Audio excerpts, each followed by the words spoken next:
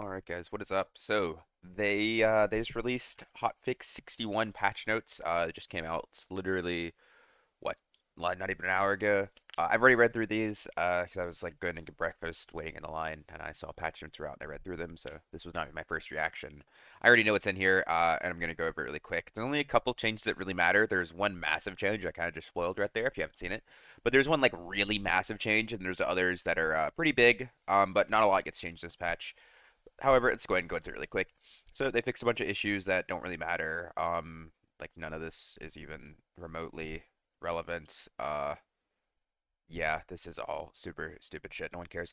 But on to the stuff that actually matters. So, Wizard's quick chant casting speed bonus has been changed from 20% to 15%, so 5% nerf there.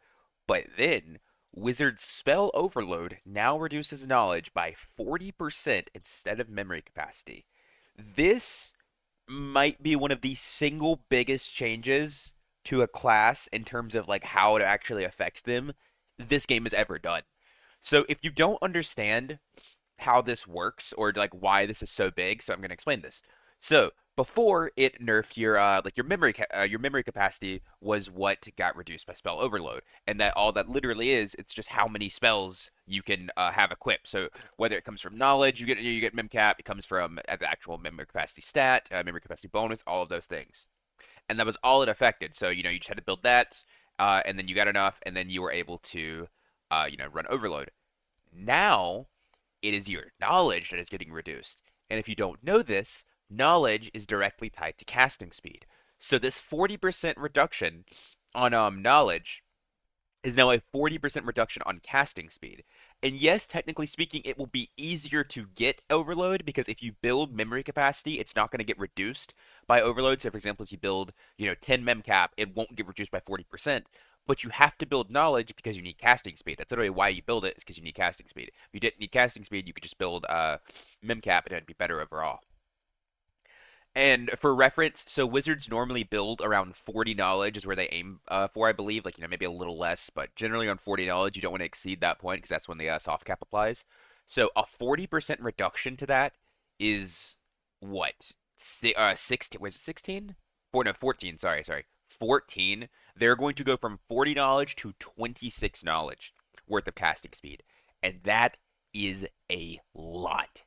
I mean, I'm not sure of the exact number, but I wouldn't be surprised if that's somewhere around like 40% casting speed or something like that. Because I'm pretty sure, I don't think, I know knowledge isn't 1-to-1 in casting speed. I think it's like 2 or 3% per point of knowledge, but it is a very, very large amount.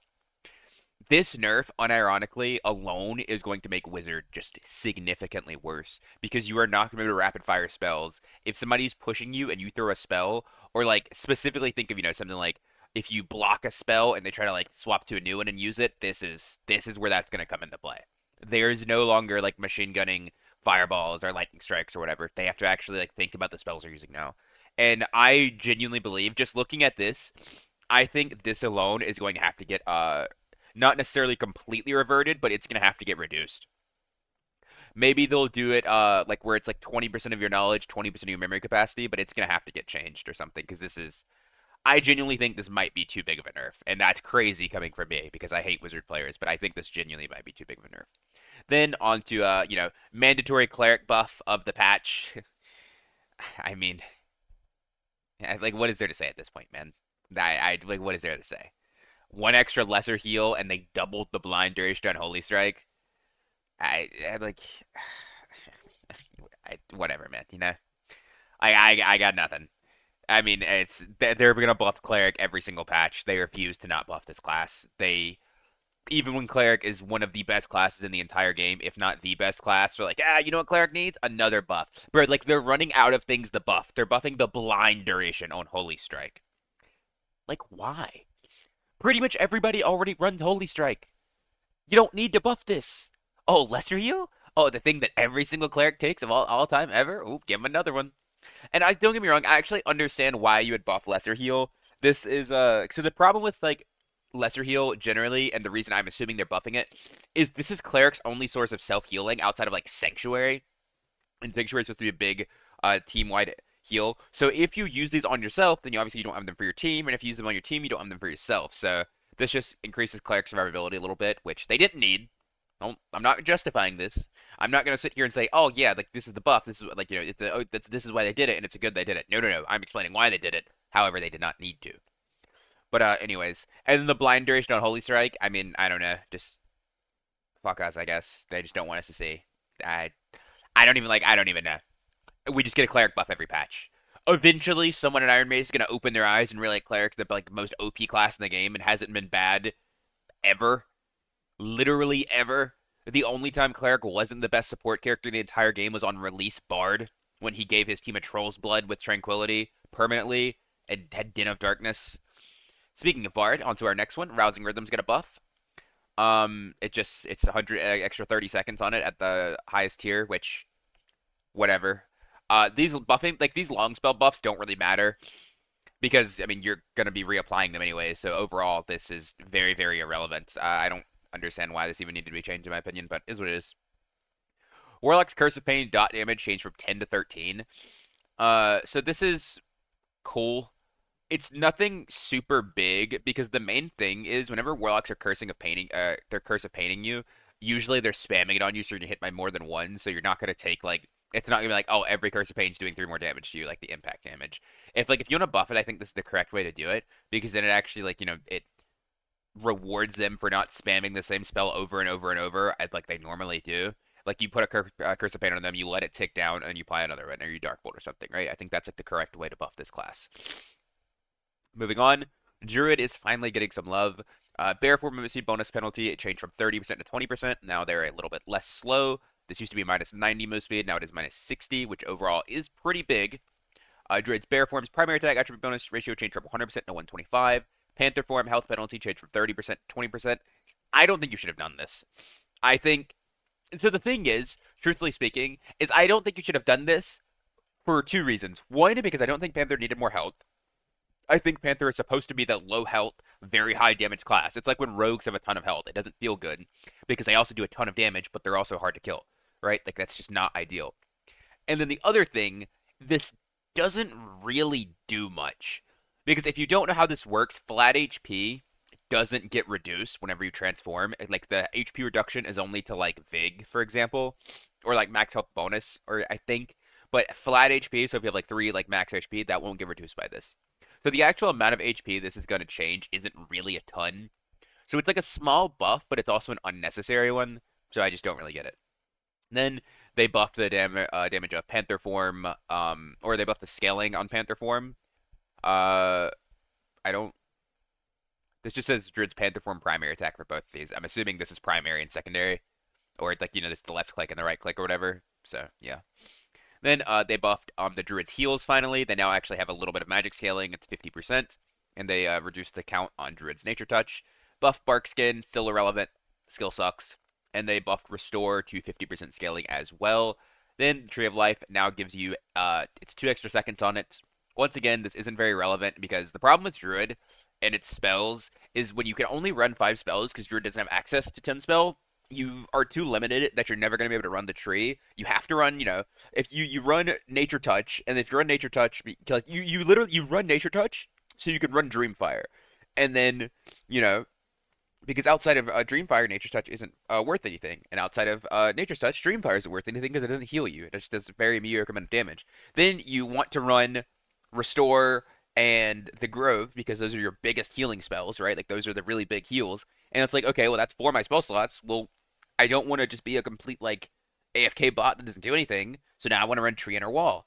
So that's all 5 of your spells. And even then, like if you had like 6 or 7 spell slots, you probably still wouldn't run the tree because it's just not that good. I mean, it gives you like what, like 4 all for 10 seconds. This is like it's like the barbarian skill, except it doesn't like damage you at all. It just gives you some like recoverable life. So overall, it's a pretty mediocre skill. Now when entering a dungeon, you cannot enter with equipped items in your inventory. So what this means is you cannot like buy weapons to put in your inventory to then queue HR to buff up your gear score. You can only have stuff that is equipped. Also, people cannot queue with all their gear in their inventory and hide their gear, so you see a bunch of nakeds, which doesn't really matter anymore because everybody you see what they're well, there's no lobby, so that doesn't matter anymore. However, I will mention there's actually a pretty big nerf hidden in here in this one in particular is a really big ranger nerf because now rangers can't run a windlass, a longbow, and a melee weapon. You can only run two of those because it used to be they would bring like a windlass or they'd bring like a melee weapon or something in their inventory. Can't do that anymore. If you want to bring, if you want to bring windlass longbow, you give up a melee weapon. If you want to bring melee weapon longbow, you give up a windlass. You can't do that anymore. And there's a couple classes this could be relevant for if you're trying to like hot swap or something, but mostly it's just changed so people can't rat into HR by buying like a bunch of like cheap quarterstaves or something, and rangers are now cucked out of a third weapon. Other than that, cool change. I think it's good. It prevents people from getting into HR with no gear and just like ruining the game for everybody else, especially if they queue as like a solo or something. So that's nice. And high roller games must now use random matchmaking if the number of players entering the dungeon differs from the dungeon requirements. Uh, okay, so I don't. Okay, I know what the second part means, but I don't know what the random matchmaking is. So if the number of players entering the dungeon differs from the dungeon requirements, that means like if you queue up, like let's say you queue up trios and then you queue don't fill your teammates, right?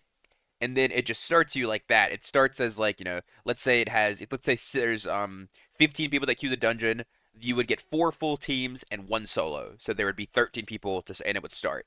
Right? That would be the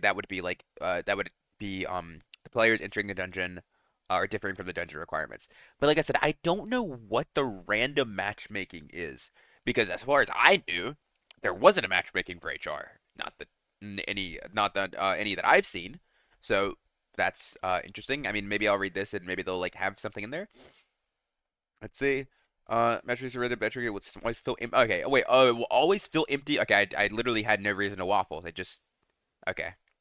The random matchmaking will always fill empty team slots for high roller adventurers. Options to not fill empty slots will still be available for normal dungeon adventures. We'll also add a new inventory restriction when entering a dungeon. Adventurers not only be able to fill their inventory bag with space of utility, consumable items which starting a match. Weapons, armor, accessories, and instruments placed in the inventory bag are not allowed entering the dungeon. A special exception is made for lanterns. We hope to prevent players trying to exploit the gear score requirements for high roller adventurers trying to prevent adventurers accidentally bringing in their quest rewards. Thank you and see you in the dungeon. This is like such like a little side thing to add in to make it look better. They did not care about this, bro. But yeah, that's gonna wrap it up for the other patch notes overview. Mostly like the druid, I think the druid buffs were pretty good. I think some of these were better than others. Like I think, like I don't see. I mean, I think like the bear form buffs were pretty good. I think this is really really bad, and like getting hit by bear is like almost impossible. Like yeah, but like people like I saw it's like I mentioned earlier in the Discord, people were like, oh my god, I can't believe they buff bear form, and it's like, well, it's like impossible to hit anyone. Like if you do hit somebody with bear, like yeah, you should do a lot of damage to him because it's almost impossible to actually hit them with the bear. Druid on the other, or Panther on the other hand, I don't think Panther needed a buff. I think Panther should not have been buffed at all. And then the buffing the casting and the healing potentials I think is good because they were just pretty much useless before. Like I think Druid should have a place as a backline healer, like which most people expected it to be when it came out, but kind of just wasn't. But yeah, other than that, that's gonna wrap it up for me. Feel free to leave your thoughts and opinions on the patch down below, and I'll catch you guys next time. Peace.